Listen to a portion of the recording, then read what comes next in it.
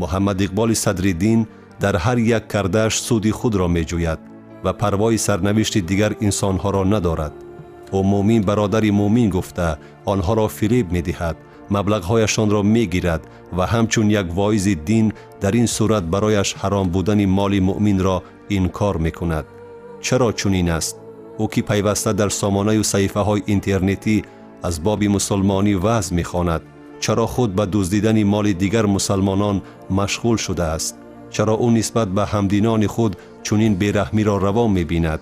ریشه پاسخ را به این سوالها در ایام نورسی و نوجوانی محمد اقبال صدرالدین در شیوه زندگی خانوادگی و تعلیم و تربیه گرفته او جستن در کار است.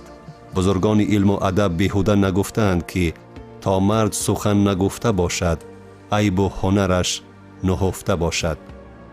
محمد اقبال صدرالدین در مکتب دانش کامل نگرفته است، زیرا پدرش او را مجبور می ساخت که به مکتب کمتر رفته بیشتر در نزد خودش و دیگر ملاهای توصیه دادهش سبق دینی گیرد.